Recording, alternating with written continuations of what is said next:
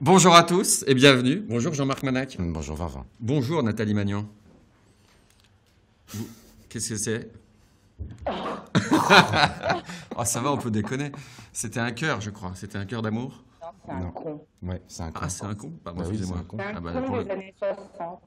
Un con des années 60. Ouais. Qu'est-ce que j'ai raté un épisode de l'histoire là. Tu sais, dans les années 60, T'étais rien pas à né, fond, moi. t'étais pas né. J'étais pas né, merci Nathalie. Et qu'est-ce qu'il a de spécial dans les années 60, ce con, Jean-Marc? Ou Nathalie? moi j'étais pas né non plus. Qu'est-ce qu'il avait, ce con, Nathalie? Eh ben, ce con, il nous a libérés. C'était le signe du mouvement de libération des femmes. D'accord. Voilà, et ça a été un des signes de reconnaissance. Voilà. Très bien. Bah écoutez, Ok. Bon, Jean-Marc, Nathalie, à toi. Moi je voulais discuter avec toi parce que, pour plein de raisons, mais une de ces raisons c'était parce que tu avais traduit pas mal de textes autour du cyberféminisme. Et je voulais que tu nous parles un petit peu de... Alors, je sais que c'est très difficile de définir le cyberféminisme, qu'il y a plein de définitions possibles, que c'est plutôt une notion qui permet d'ouvrir la discussion et d'arriver à changer son comportement. Mais est-ce que tu peux nous expliquer un petit peu ce que c'est que le cyberféminisme? Bah alors, le cyberféminisme, on va dire, n'existe pas. C'est juste une posture dans des lieux, des moments qui sont totalement allergiques au féminisme et pourtant qui en ont vraiment besoin. Donc le cyberféminisme, ce qui était intéressant, c'était de dire, ah ben non, ça date, hein, mais avec l'arrivée des machines, on n'est plus tout à fait totalement corps, totalement machine, on est un peu les deux. Il y a de l'animal aussi dans l'air. Comment on va générer ça et comment ça réinscrit nos subjectivités, et nos subjectivités étant fluides, si tu veux. Voilà, donc ça c'est le cyberféminisme, et on se l'approprie suivant les circonstances, dans les situations politiques, et on se l'approprie avec inventivité. C'est une stratégie, c'est une tactique d'intervention dans le champ des rapports de force, quoi. Concrètement, tu as des exemples de manifestations ou de pratiques cyberféministes? Ouais, Super. d'abord. Alors, par exemple, un que j'aime beaucoup, c'est le travail de Cornelia Solfrank, allemande, qui se rend compte que... elle a lâché un travail. Bon, vous coupez, hein? Oui, oui. T'inquiète pas. Ok. Donc, qui fait un robot, tu vois, dans lequel Non, attends, je reprends des débuts parce que ça va pas du tout. Donc, Cornelia Solfrank répond à un appel pour le NetArt.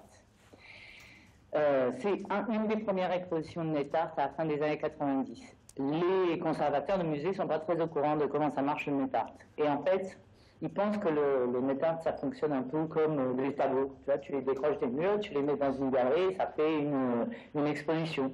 Sauf que le NetArt, non, c'est vivant. Il faut que ce soit raccroché à la source, il faut que ce soit sur le serveur root, parce que c'est autogénéré parfois, c'est généré au fur et à mesure parfois. Enfin, c'est quelque chose de vivant, d'une part. Et deuxièmement, on ne fait pas des compétitions de NetArt. Tu vois, enfin, je veux dire, c'est quoi cette connerie, quoi. Donc, plutôt que de... Et puis, elle savait que, de toute manière, ça serait un mec qui aurait les prix. Hein. Comme d'habitude.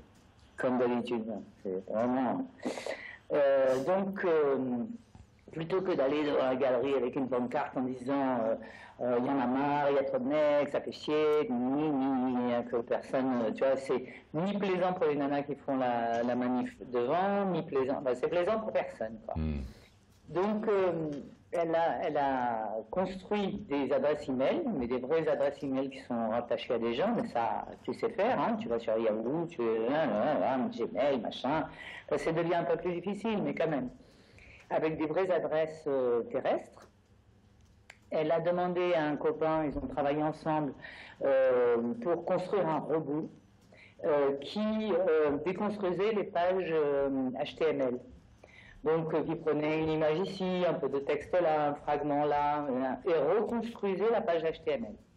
Et chaque adresse email fictive réelle elle, avait sa propre page et l'a envoyée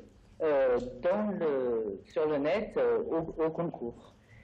Et tous ces gens qui sont des grands conservateurs et qui auraient pu reconnaître là le geste d'un robot, parce que c'est quand même relativement classiquement répétitif,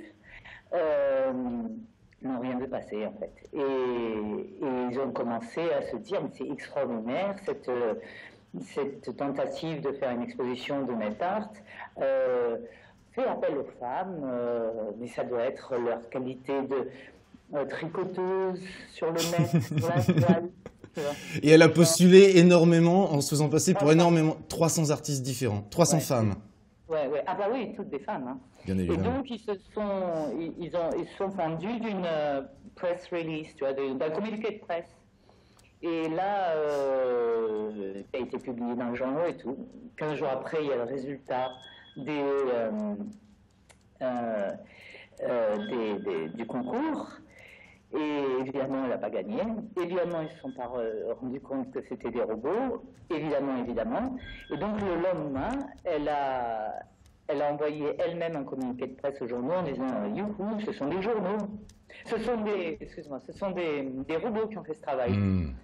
Et voilà. Et donc, ils ont été un peu fâchés. Elles sont un peu grillées. Mais c'est ça qui m'intéresse dans les trucs que j'ai pu lire autour du cyberféminisme, parce que c'est vraiment l'interface entre... Tu avais traduit d'ailleurs le manifeste Cyborg, c'est l'interface entre la femme et la machine. Et il y avait une phrase qui était assez célèbre, c'est « Je préfère être un cyborg qu'une déesse ». Les femmes, oui. Les femmes, hein, parce qu'il n'y a pas une femme, il n'y a pas une femme majeure, il n'y a pas... oui, il y a le téléphone. Est-ce que tu peux éteindre? Non, tu éteins. Il n'y a pas une femme... Il n'y a pas une femme comme il n'y a pas un homme. Tu vois? Je veux dire, voilà, il y a plein de femmes, il y a plein d'hommes. Et puis voilà. Et tout ça, ça va, ça vient, c'est pas si simple que ça. Enfin, j'ai pas besoin de vous demander comment vous baissez pour me dire que c'est vrai. Donc, et sur cette phrase-là, ouais, je préfère être un cyborg qu'une déesse. Alors, cette phrase-là, je crois qu'il faut la mettre dans un contexte historique. C'est une vieille ride qui date de 1985. Et il faut savoir qu'à l'époque, Internet reste encore à l'université. Les machines personnelles commencent à sortir. Tu vois, c'est le Macintosh SE, ce genre, quoi, c'est les grosses boîtes, quoi. Et effectivement, il y a la tendance classique féministe qui supporte mal les machines et qui est très anti-machine, alors que c'est pas vrai, comme on l'a vu là dans l'article que tu m'as fait passer sur les jeux. Il y a plein de nanas qui adorent jouer, il y a plein de nanas qui aiment les machines, il y a plein de nanas pour qui c'est vachement sympa, quoi. C'est un truc important. Donc, elle défendait le plaisir irrévérencieux des machines, tout en disant, mais vous savez, plus les machines sont sophistiquées, plus elles peuvent se rebeller.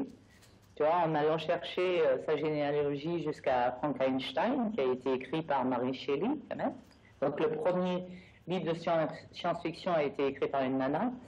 Et donc voilà, quoi. Je veux dire, c'est cette forme de plaisir-là du jeu qu'elle revendique. T'expliquais justement que pour beaucoup de féministes dans les années 80-90, on associait la machine à la technoscience et que la technoscience est une volonté de domination et de contrôle très très masculine. Et qu'il y a pas mal de féministes qui ont raté le virage de l'arrivée de l'Internet ou de l'intérêt de l'ordinateur ou de l'Internet dans le féminisme. Et pas que dans le féminisme d'ailleurs. Oui, moi je crois que c'est surtout pas que dans le féminisme. Il y a beaucoup de gens qui n'ont pas vu... qui n'ont vu que le control, ces trois-i là. Communication, command, control. Voilà. Et, qui ont vu que ça et qui n'ont pas vu comment justement énormément d'abord que c'était ça aussi, mais c'était aussi dans les montagnes de Santa Cruz des allumés qui faisaient des plans complètement utopiste et l'idée et tout ce genre toute la technologie qui est maintenant la structure du web, si tu veux, sont des technologies qui sont très libertaires en fait. Et c'est ça, c'est là où les gens, où il y a une tentative de contrôle, parce qu'à la fois c'est le terme, et à la fois c'est aussi très libertaire. Moi, pour arriver à comprendre un peu mieux le cyberféminisme, c'était une phrase que tu avais mis en exergue d'un de tes articles. C'est une phrase de Cathy Ray Huffman qui disait « Dans l'espace cyber, les hommes ne peuvent pas nous interrompre ». Et que déjà ça, c'est un changement fondamental. Alors c'est vrai, mais tu peux aussi crier dans le désert. Hein. C'est-à-dire qu'à l'époque, c'est vrai, c'était vrai, tu vois, parce qu'on avait de l'espace pour pouvoir parler et se parler. Et donc s'écouter entre nous. Alors après, qu'est-ce que nous et c'est autre chose. Mais en même temps, va mettre un petit commentaire à la fin d'un article sur Le Monde. Tu vois, si tu es à contre-poil, ta parole se fait écraser à une vitesse folle. Et donc ça, c'est vrai et pas vrai, quoi. T'as été étonné, toi, de l'article de Marla et du nombre de commentaires qu'il a suscité et de ce qu'elle raconte? Non. Non. Pour moi, c'est un grand classique. Elle a fait son travail, j'allais dire, et j'en suis ravi. Donc tu la salueras de ma part, parce que ce qu'elle a fait, c'est qu'elle a, tu vois, clairement, elle aime les jeux vidéo. Clairement, elle aimerait jouer aux jeux vidéo. Clairement, elle aimerait faire partie du Boys Club. Mais le Boys Club, il n'est pas ouvert à autre chose que exactement le même, tu vois. Donc ça, c'est un peu douloureux. Donc elle a fait le premier geste de prise de conscience et elle l'a fait de manière structurée, c'est-à-dire qu'elle a dit « Aïe !» et voilà pourquoi ça me fait mal, tu vois, et elle l'a classé. Donc ça, c'est important parce que on fait une cartographie du territoire. Mais une fois qu'on a dit « aïe », il faut aller plus loin. Et c'est là où ça devient vraiment difficile. Si on savait comment faire, ça ferait longtemps que ça serait désamorcé. Mais c'est par petits pas, on avance doucement, et puis ici ça saute, là il y a des garçons intelligents, là on se fait des alliances temporaires, tu vois, partielles, et on avance comme ça par petits coups. Donc, oui, elle a mis le doigt sur un truc qui s'appelle le Boys Club. C'est le post-adolescent blanc éduqué hétérosexuel, en gros. C'est une position générique, ça n'a rien à voir avec le véritable sexe, parce que tu peux avoir des nanas qui s'identifient au post-adolescent. C'est d'ailleurs vachement agréable, hein. C'est une position tout à fait de puissance, quoi. Et le boy est au centre du monde et le monde lui appartient. Et tout ce qui n'est pas dans ce monde-là, il l'exclut. Et comme il y a une grosse... il y a beaucoup de monde, quoi. Il arrive à exclure comme ça beaucoup de monde. Tout ce qui n'est pas lui. Il opère sur le mode bien connu dans la vie réelle. Alors, on n'a pas besoin de cyber pour quoi que ce soit, pour le repérer. C'est le mode de l'homosocialité. Et en fait, c'est tout ce que les boys qui s'échangent tout entre eux, les informations, les jobs, les plaisirs, les moments de vie, tout, le coup de bière, tu vois, tout, sauf la sexualité dont ils sont mais terrorisés, quoi. D'échanger alors d'une manière générale la sexualité à mon avis, et en particulier entre eux. Dommage, hein, parce que vraiment ça les aurait occupés, tout le monde irait mieux, hein, s'ils baisaient entre eux. Mais enfin, ça c'est autre chose. Et donc ça constitue un truc vachement repéré qui s'appelle le All Boy Network. Et ça existe dans les facs comme Harvard, etc., comme sur les sites de jeux, quoi. Et c'est pour ça qu'une des stratégies de réponse a été de faire le OBN, All Boy Network, par les nanas, un groupe de nanas, pour justement désamorcer et mettre le doigt sur ces réseaux de mecs qui se parlent entre eux, quoi. Est-ce que tu peux expliquer ce que c'était justement le Old Boy Network et ce qu'ils ont fait? Parce qu'elles ont fait. Tu me demandais tout à l'heure, tu disais tout à l'heure que c'est très difficile à définir le cyberféminisme. D'une part parce que c'est ce qu'on en fait, et deuxièmement, il y a 1000 raisons, mais une des réponses avait été de faire pour Documenta 10. Qui est une manifestation artistique importante. oui, oui, une liste de ce que n'est pas le All Boy Network. Et en fait, ça n'a pas fonctionné. Parce que les médias veulent du positif, veulent des définitions. Et elles, on définit par la négative. Alors, All Boy Network n'est pas... il faut aller voir, hein, vous avez des illustrations, vous envoyez la page, tu les connais, quoi. Et... voilà, donc ce n'est pas... ça se veut être dans la négativité. Et alors, tu me posais une question, redis-moi ta question. Ce que c'était que le All Boy Network et comment des femmes, justement, s'étaient fait passer pour des hommes et... pas fait passer. Quand t'entends parler d'All Boy Network, tu t'attends pas à ce que ce soit un groupe de femmes. Oui, non, parce que précisément, c'est les mecs, quoi. Et classiquement, c'est les mecs. Donc, oui, en gros, ce qui a été intéressant, c'est que ça nous a réunis. Tu vois, ça a été des conférences, donc on s'est rencontrés, donc on s'est parlé, on s'est écoutés, donc ça, c'était vachement bien. Ça a été, puis des moments de fête ensemble, etc. Donc ça, c'est très, très, très bien. Ça a été des moments de... et après, tu te retrouves, si tu veux, dans d'autres conférences et tu peux construire comme ça un réseau de nanas et faire des actions de conférence en conférence et construire comme ça des petits pas, quand même. Nathalie, il y a une question sur Twitter de Frinoc Bochard qui demande « Le cyberféminisme n'est-il pas un aveu de l'échec du MLF ?» Alors, c'est gentil de poser la question. Alors, le MLF, c'est quelque chose de très particulier. C'est d'abord déposé. Hein, le mouvement de libération des femmes, c'est un logo déposé. Donc, il faut le savoir, ça. Donc, ça veut dire qu'à partir du moment où c'est devenu déposé, il y a eu de moins en moins de monde que ça concernait. Parce qu'un mouvement de libération, ça ne peut pas être déposé par... voilà, donc je pense que le MLF...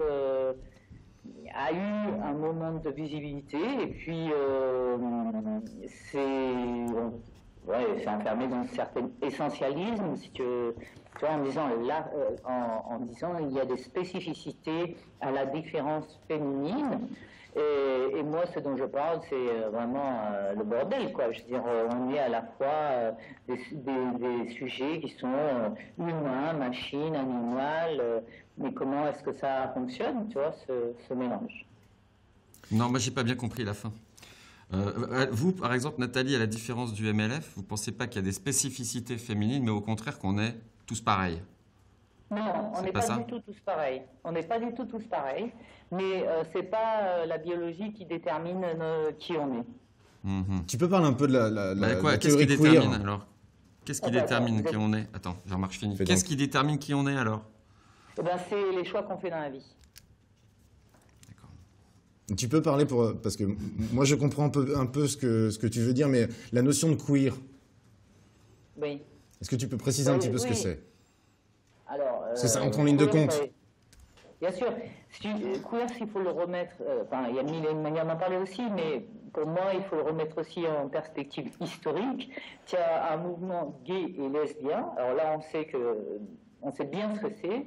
Et puis, il y a un moment post-SIDA, fin des années 80, plutôt fin des années 90, fin des années 80-90, il y a un mouvement qui envoie ça en l'air en disant, écoutez, les mecs, là, et les filles, c'est plus compliqué que ça, quoi. Justement, les mecs et les filles, c'est plus compliqué que fendu et avec un appendice, quoi. C'est plus compliqué que juste la biologie. Chacun choisit selon ses désirs. Et alors, le désir, ça ne trompe pas. Hein.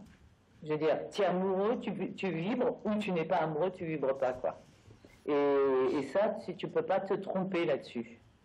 Et après, comment tu agis dans ce désir-là avec ta compagne, c'est tout à inventer. Comme ça l'est dans le rapport hétérosexuel d'ailleurs, hein. Pas plus, pas moins. Hein. Mais c'est vrai qu'on pourrait dire qu'en étant gay, on a tout à inventer, ou en étant queer, on a tout à inventer. Et on pourrait dire aussi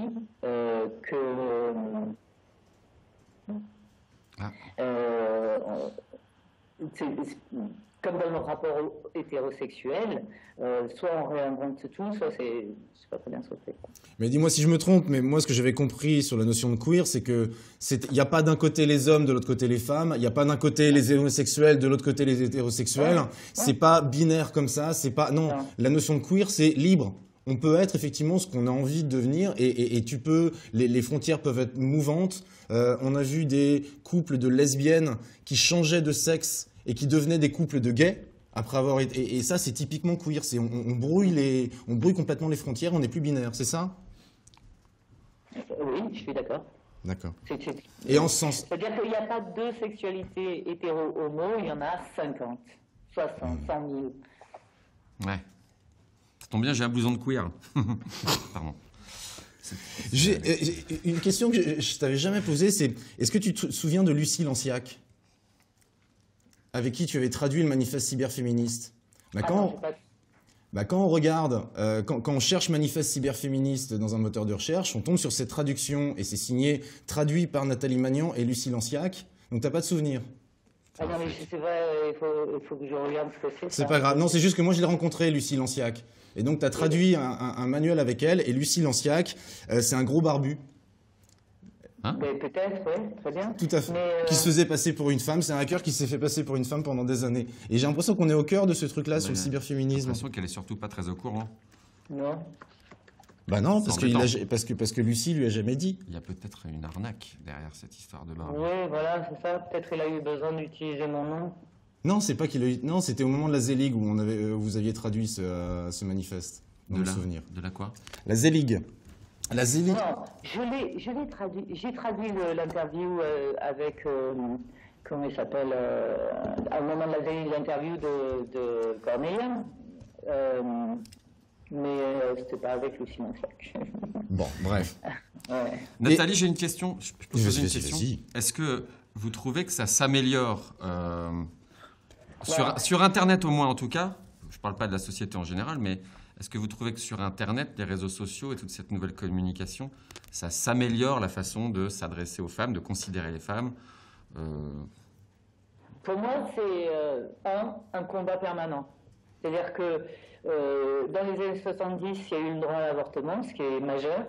Et là, ça régresse. Enfin, pas là en ce moment, mais on va dire sous Sarkozy, ça a régressé. Donc, si on ne se bat pas continuellement, on perd nos droits. Alors, il y a des moments plus positifs que d'autres. Je pense que l'histoire de DSK nous a aidés. Hein. Mais ça va, ça vient. Enfin, je veux dire, on reste dans des statistiques dramatiques, quoi. Par exemple, sur la femme et la culture et tout ça, 2% des concerts qu'on va entendre sont faits par des musiciens, des chefs d'orchestre, des compositeurs masculins, etc., etc. Bah oui, mais les femmes jouent tellement mal.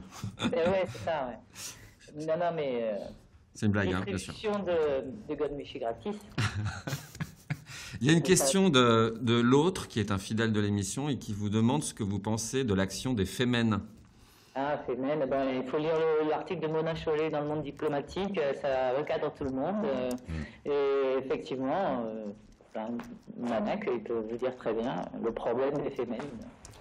Alors pour ceux qui n'auraient pas lu l'article ou qui n'ont pas l'intention de le lire et qui aimeraient savoir en 2 mots ce que vous pensez, c'est plutôt positif, plutôt négatif? Ah, totalement. En fait, elles sont blondes, elles sont mignonnes.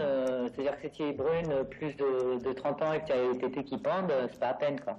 Et si elles font des kilomètres dans les médias, c'est qu'elles montent leurs tétés et les médias regardent les tétés et ils n'ont rien à dire. Enfin, comme c'est écrit entre les tétés, ils sont obligés de regarder, mais ils s'en foutent, quoi. Mais est-ce que c'est quand même pas mieux que rien, non? C'est pas votre philosophie, ça? Non. Enfin, je sais pas, j'en sais rien, je m'en fous, quoi. Je veux dire, chacun il fait. J'ai pas de. Tu vois, je veux dire, moi je mettrais pas mon énergie là-dedans. Voilà. Je mettrais mon énergie plutôt chez les autres copines russes qui sont emprisonnées. Là. Les Pussy Riot. Et ouais. Et ça c'était vraiment. Tu vois, d'ailleurs, elles sont en prison, hein. Les femmes, elles sont pas en prison. Mais non, je sais bien que... Il y en a une en Tunisie qui a été, je ne sais pas si tu as Voilà. suivi cette histoire, il y a Amina Il y a un truc. qui avait créé il y a 15 jours les Femen Tunisia en posant Ouais. les seins nus sur son profil Facebook. Ouais. Elle a été menacée de mort et apparemment elle aurait été internée dans un hôpital psychiatrique par sa famille la semaine dernière. Je comprends. Oui. Non, mais... Oui, mais il faut aussi savoir. Moi, je crois qu'il faut aussi savoir un peu ce qu'on fait quand on fait ces choses-là. Il ne faut pas le faire seul, par exemple. Tu vois, si elle a pu se faire enfermer par sa famille en hôpital psychiatrique, c'est qu'elle était peut-être un peu seule derrière son écran.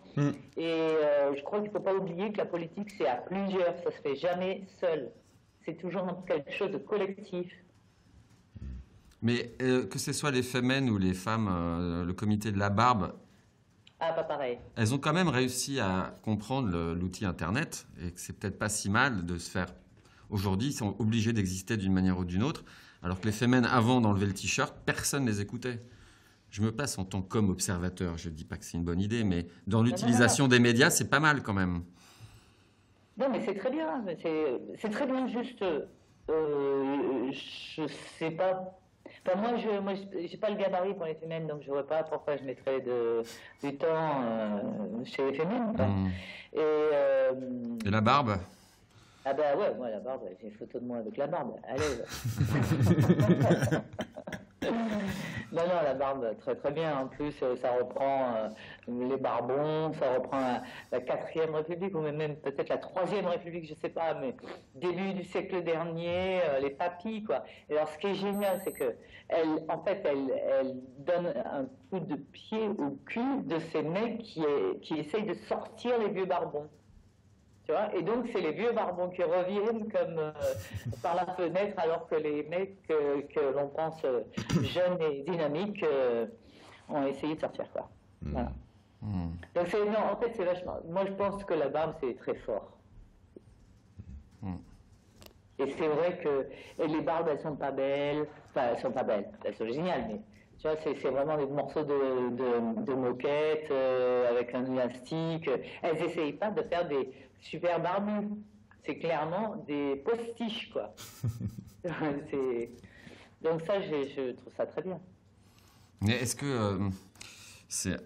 J'avais rencontré une jeune femme de la barbe qui m'avait dit qu'elle verrait bien le mouvement se radicaliser davantage, qu'on ne pouvait pas être féministe doux. Est-ce qu'on peut être féministe et doux? Ça dépend qui on a en face. Si on est en face des gens intelligents, il n'y a pas de raison d'être violent. Et voilà. Mais moi, je trouve que c'est quand même une certaine violence symbolique d'aller dans les conseils d'administration où il n'y a que des mecs et de dire c'est vraiment dommage, là, il y a une nana, il faudrait la tuer, quoi. Et c'est vraiment... moi, je trouve que c'est...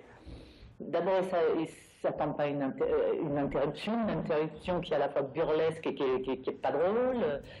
En plus, ils sont interrompus, et puis d'abord, ils sont interrompus, et puis ils n'arrêtent pas d'être interrompus. Enfin, non, moi, je trouve ça bien. Oui. Dans le papier, elle avait mis, il y a tellement de liens, mais il y a un lien vers une vidéo que je trouve assez très parlante. En fait, c'est une vidéo qui explique aux filles que si tu veux jouer ou si tu veux être active dans une communauté sur Internet, faut surtout pas que tu aies un pseudo de fille, faut surtout pas que tu aies un avatar de fille, et faut surtout pas que tu prennes un casque avec un micro pour pouvoir parler parce qu'on va reconnaître que tu es une fille. Et grosso modo, si tu veux pouvoir jouer, il faut que tu te caches, il faut pas que tu sois une fille. Alors, là-dessus... C'est ironique comme vidéo, mais ça montre bien le problème. Alors, je n'ai pas vu cette vidéo, mais moi, on m'avait dit qu'il fallait que j'enlève le mot féministe de mon CV, par exemple. Donc, c'est les mêmes tactiques. Quand je suis arrivé début des années 90 en France, on m'avait dit il faut enlever le mot féministe du CV parce que ça va être très négatif pour ma carrière. Alors que tu l'avais eu aux États-Unis quand tu étais prof là-bas, il n'y avait pas de... Ah bah non, il n'y a pas de souci. Moi, je faisais des cours de féminisme, donc il n'y a pas de souci. Tu étais prof de féminisme. Par exemple, oui, on peut dire ça, ouais. Donc... Et après, ça a été plus accepté ou toujours pas dans le... Non, maintenant je fais les cours de genre à l'école des Beaux-Arts, il y a que... là, je suis pas à l'école cette année, mais je reçois des mails des étudiants disant ah, là, là, quand est-ce qu'on reprend le cours genre, c'est pas possible, tu vois, donc il y a une vraie demande. Donc à la question est-ce que ça a évolué, oui, ça a évolué, ça a changé depuis l'apparition du texte de Butler en 2005, je crois. C'est quoi ce texte? Gender Trouble, trouble dans le genre. Et justement, je réécoutais une interview que tu avais accordée il n'y a pas très longtemps à propos de la Z-League. Tout à l'heure, tu l'as évoqué, la Z-League, et de l'atelier Gender Changer qui avait été organisé à cette époque. Est-ce que tu peux nous raconter cette histoire parce qu'elle est assez intéressante, je trouve. Ok. Donc, on avait fait un atelier autour de Linux. Et ne voulant exclure personne, et surtout pas sur la base biologique, on avait dit tout le monde peut venir si vous acceptez de vous déclarer femme pour le temps de l'atelier. C'est tout. Tout le monde devait se déclarer femme. Tu n'as pas besoin de te déguiser. Tu peux aller comme tu es, mais on t'appellera elle, tu vois, on te mettra au féminin. Voilà. Bon, on n'avait pas pensé que c'était une contrainte trop dramatique, tu vois. Et ben, il y a eu un drame.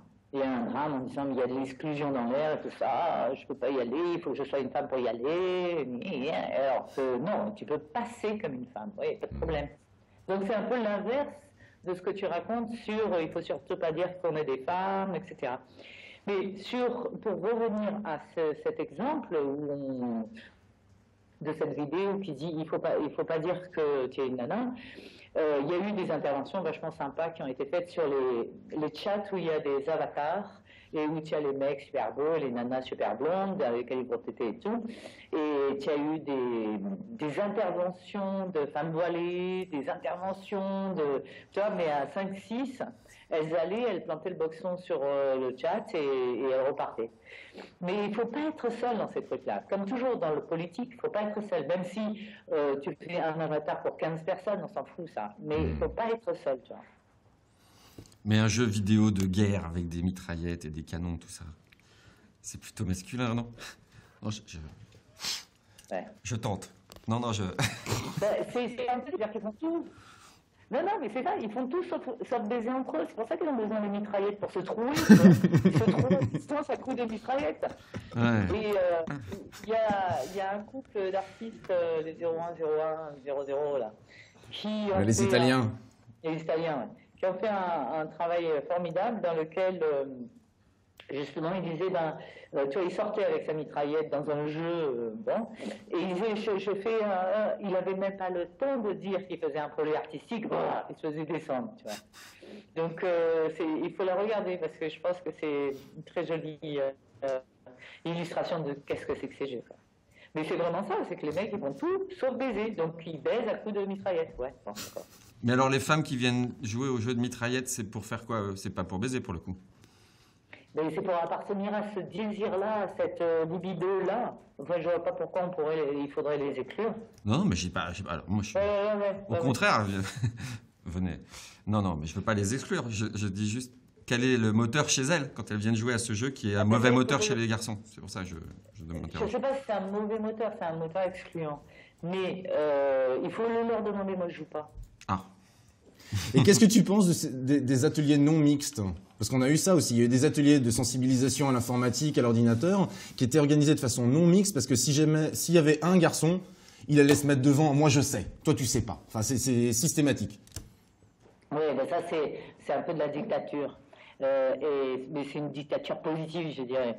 C'est-à-dire qu'effectivement, c'est un peu comme l'histoire de la Z-League, c'est-à-dire que le temps d'un atelier, on met que des femmes parce qu'on a été construite socialement, historiquement, d'une certaine manière, qui fait qu'on est beaucoup plus à l'écoute que, ça c'est des généralités torrides, hein, mais on est a priori plus à l'écoute que dans moi je.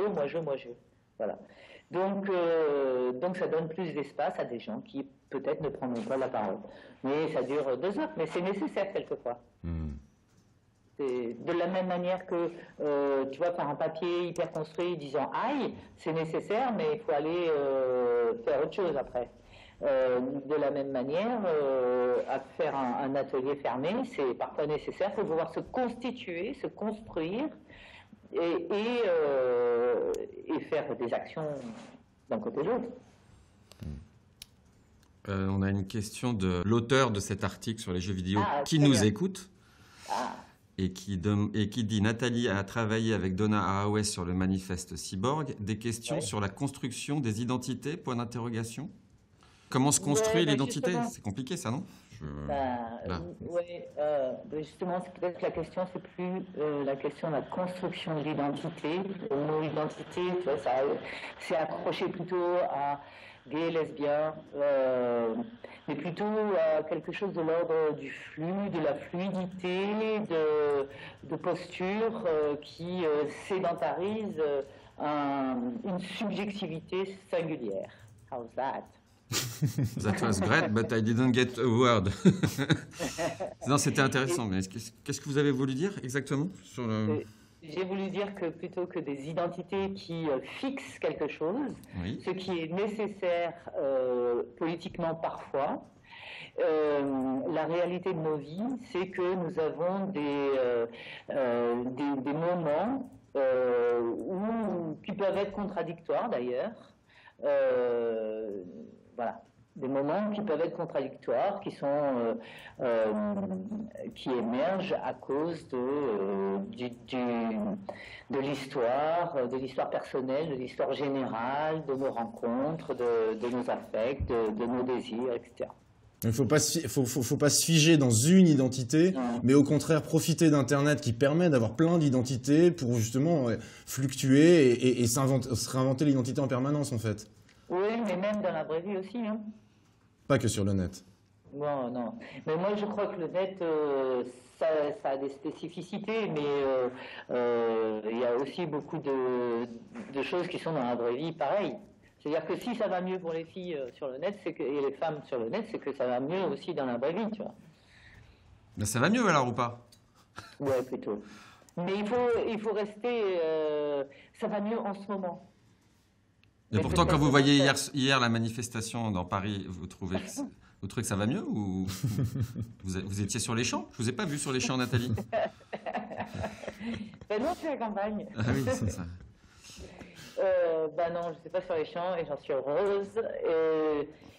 Écoute, je crois que c'est des gens qui n'ont pas grand-chose à faire dans la vie et eux, ils sont bien coincés dans leur identité. Hein. Il y a des hommes, on sait que c'est des hommes, et des femmes, on sait que c'est des femmes. Et d'ailleurs, il n'y a qu'à voir, ils reproduisent.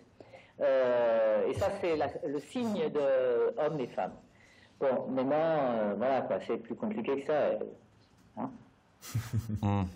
Et quel conseil tu donnerais à des filles justement pour éviter d'être harcelées parce qu'elles utilisent un pseudo de fille, parce qu'elles utilisent un avatar de fille? C'est de se déplacer en bande, c'est de prendre des pseudos neutres, c'est d'être un cyborg? Oui, de toute manière, elles sont des cyborgs. Si elles jouent aux jeux vidéo, non, elles sont des cyborgs. Et il vaut mieux y aller à 5, quoi. Au moins, tu vois, d'y aller en bande et bon. Là, une fois que tu auras le retour des Amazones, je vais te dire, les garçons, ils seront plus calmes, quoi. Mais en même temps, souvent, quoi qu'il arrive, j'ai l'impression qu'il y a toujours de la sexualité dans l'explication de tout ça. Que si les hommes s'énervent sur les jeux, c'est parce qu'il ferait mieux d'aller s'exciter ailleurs. Non, juste entre eux, mais ils peuvent le faire sur le jeu. Hein. Ah, juste entre hommes en plus.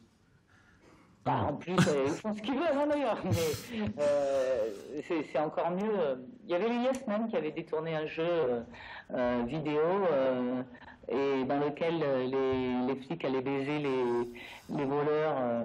Et ils s'embrassaient à pleine bouche dans le jeu vidéo. Ouais, absolument. Mais non, moi je crois qu'il faut qu'elles y aillent à plusieurs. Et c'est vrai qu'il y a du sexe dans l'air. Mais si elles veulent participer à cette vidéo-là, ce serait bien. Non, j'essaie de réfléchir. De réfléchir chez moi surtout, vous imaginez Nathalie, mais Si j'avais 16 ans aujourd'hui et que je joue à un jeu vidéo et que je suis hétérosexuel, c'est vrai que je suis pas contre voir des jolies filles avec des tétés, comme vous dites, un petit bikini, et que si en plus elles ont une mitrailleuse, ça peut me plaire aussi. Enfin, je veux dire, il y a un côté sexuel qui est peut-être pas... Ouais, mais il y Je a des réfléchis, manières je de- réfléchis, hein, je réfléchis. Ouais. Moi, je pense qu'il y a des manières de faire. Il y a des manières de faire. Par exemple, la stratégie de dépense, Mhm. qui est de dire, qui commence son livre King Kong Theory en disant on est laide, ou à peu près quoi. C'est ça, tu vois. Donc, mais après, je sais pas, hein, ça dépend de où, qui, comment, sur quel jeu. Il n'y a pas de recette. Il n'y a que du plaisir à avoir ou pas, quoi. C'est une phrase que j'aime bien, c'est « Le cyberféminisme est un navigateur qui affiche le monde ». Et qu'à partir du moment où tu ouvres ce navigateur-là, c'est toi qui vas le créer, le monde. Et c'est Bah pas oui, seulement, tu le reçois pas, t'es pas juste la pauvre petite femme, ou le pauvre petit mec Ouais, d'ailleurs. c'est pour ça que. Exactement. Parce qu'en fait, on parle des femmes, mais il y a plein de mecs qui. Tu vois, ça enferme ces histoires d'identité, tu vois, figées. Ça enferme. Et. Effectivement, c'est une manière de filtrer le monde, de voir le monde de manière assez heureuse. Et juste, vu que tu parles d'identité figée, donc ça fait référence à la notion de queer, pourquoi tu penses que ça a moins pris toutes ces questions de genre, ce qu'on appelle les gender studies, qui sont très importantes aux États-Unis ou dans les milieux anglo-saxons, alors qu'en France, la notion de queer ou de question de genre, elle n'a pas vraiment pris? Je te signale que l'UMP est en train d'ouvrir un séminaire de réflexion autour du terme genre parce qu'ils se sont aperçus que ça existe et qu'il fallait faire quelque chose. Bravo. C'est un peu grâce à toi. Non, mais ce que je veux dire, c'est que non, mais ça se réveille. Ça se réveille quand ça a besoin de se réveiller. C'est réveillé. Et là, c'est réveillé. Tu vois, dans les facs, un peu partout, ça se réveille.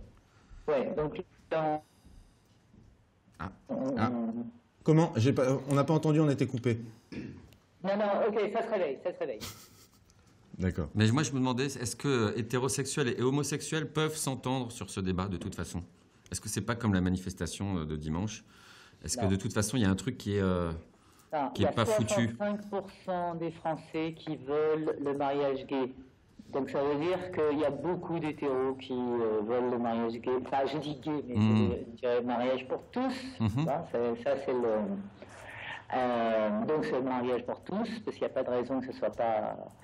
et dans la manif pour le mariage pour tous, il y avait beaucoup d'hétéros. Donc voilà, c'est le... Donc bien sûr, parce que je pense effectivement qu'il faut casser les binaires et que homo-hétéro, au même combat, quoi.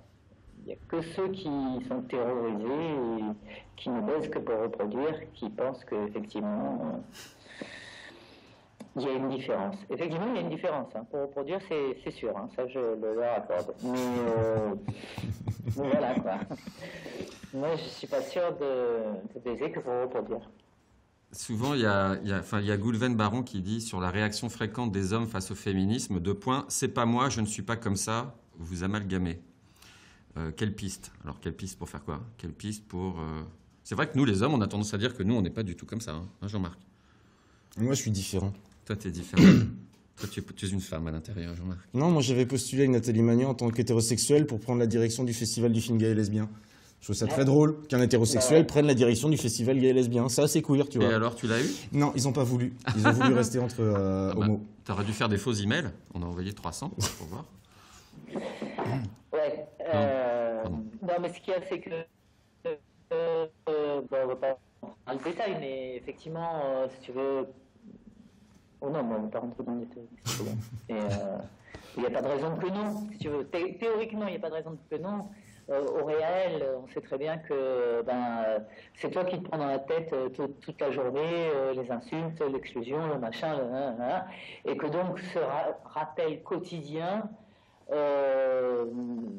et si tu prends le temps de savoir pourquoi et d'où ça vient et qu'est-ce que ça vient, te permet de construire quelque chose qui n'est peut-être pas aussi évident si tu ne l'as pas au quotidien, si tu l'as de manière abstraite.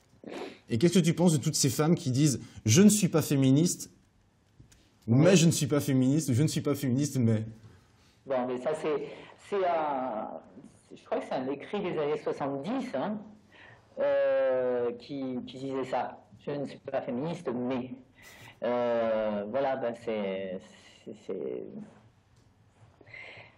leur moment, c'est un moment de leur conscience. Et puis demain, ce sera autre chose. Il y a un petit bonjour de quelqu'un qui vous connaît, Nathalie. Elle signe Crêpe Georgette, mais c'est Valérie CG. Juste un bonjour de Valérie, ancienne des CDG, qui grâce à toi n'est plus abolitionniste. Ça, c'est bah écoute... Ça veut dire quoi, abolitionniste? Charles de Gaulle, déjà. Une ancienne des Charles de Gaulle, qu'est-ce que c'est? Oui, c'est les chiennes de garde. Ah, chienne de garde, pardon. Eh ben, abolitionniste, mais ça, c'est terrible. C'est les féministes qui veulent l'abolition de la prostitution. Pour protéger ces pauvres prostituées, tu sais, qui ont besoin de protéger. Alors, le problème, c'est que c'est la prostitution. En fait, il y a des formes prostitutionnelles. Il y a des nanas qui sont véritablement des esclaves, et là, c'est à la police de faire quelque chose. Hein, quand on t'enlève ton passeport, que tu n'as plus de liberté, que tu es séquestré, etc. Bon, ben ça, c'est un truc que tu peux pas faire seul. Et puis, c'est des gens violents, c'est un mafia. Enfin bon, c'est à la police de le faire. Puis, il y a plein de nanas qui payent leurs études, qui finissent leur fin de mois. Bon, ça, c'est encore autre chose. Il y a des nanas qui... pense la prostitution comme aussi comme soin thérapeutique, tu vois, c'est tout à fait. Enfin, je dis nana, mais je devrais dire nana et mec, tu vois, comme soin thérapeutique, parce que c'est effectivement, ça peut être une manière d'être dans sa sexualité. Il y a mille et une manières de penser la prostitution. Et d'ailleurs, le terme, c'est pas prostitution, c'est travailleuse du sexe, bien sûr. Avec des droits. Avec des droits, oui, elles payent leurs impôts et tout. Ça. Donc si je résume un petit peu la discussion, il n'y a pas la femme, il y a les femmes, et il n'y a pas une face, il y a pas les hommes, les femmes, les gays, les lesbiennes, non, c'est fluctuant, c'est tu es ce que tu deviens, ce que tu fais de toi. Et le cyberféminisme, ça a été une façon de l'exposer. De pas dire, moi je défends les femmes, je suis féministe, donc je défends la femme. Non, c'est cyberféminisme, c'est beaucoup plus complexe que ça et ça ouvre beaucoup plus de possibles. Voilà, et ce sont des alliances temporaires. Tu vois, il faut se rappeler que le politique, c'est collectif, que les alliances peuvent être pour le temps d'un jeu, et après, on part. Mais il faut se trouver des copines d'un côté et de l'autre, faire des alliances, et puis, voilà, et puis on ne construit pas dans le béton, on construit dans... Toujours l'auteur de ce texte qui lâche pas l'affaire. Qui dit être accepté par le groupe, en d'autres termes, tenter de se plier au diktat du masculin pour donner le change, souvent en vain. C'est un peu une construction dévoyée du cyborg d'Haraway. Non, se construire en surjouant la masculinité pour donner le change. Alors, il faudrait qu'elle lise le texte de Braidotti. Je ne sais pas si vous avez des bibliographies en fin d'émission. On peut, je peux citer, on peut faire... C'est quoi le texte? Rosie Braidotti, c'est tout sur les jeux vidéo et le cyberféminisme, ça date, mais c'est intéressant et ça a été traduit. Elle le trouve, je sais pas, elle le trouve. Rosie Braidotti. Donc, non, mais c'est pas une question de se plier à quoi que ce soit. C'est une question de si tu as envie de jouer dans ces jeux-là, comment tu te fais de l'espace, et tu peux te faire de l'espace qu'à plusieurs. Après, si tu ne veux plus voir ces jeux-là, tu vois, il y a deux choses. Hein. Il y a, je veux jouer à ces jeux où on coupe les femmes en 1000 morceaux, bon, c'est une chose. Et puis, il y a je ne veux plus piller ces jeux parce que ça voudrait dire la censure, ça voudrait dire, tu vois, ce genre de choses. Et la censure, ça produit, comme on le sait depuis Foucault, donc c'est pas très intéressant comme stratégie. Moi, je crois qu'il faut les déborder, ces jeux-là. Il faut faire mieux que ça, quoi. Il ne faut pas s'arrêter à ces jeux où on coupe les femmes en 1000 morceaux, il faut aller au-delà, il faut arriver à produire le meilleur jeu, quoi. Et c'est le meilleur jeu qui gagne, c'est sûr. Eh bien, moi, je n'ai plus de questions, Jean-Marc. Bah écoute, merci beaucoup Nathalie. You're very welcome. Merci, Nathalie. À très Ciao, vite. tout le monde. Bye Salut bye. Nathalie. Merci beaucoup. Merci bien. Merci à tous ceux qui nous suivaient sur ce débat. Merci, oui, les gens. Sur les internets. Merci, les internets.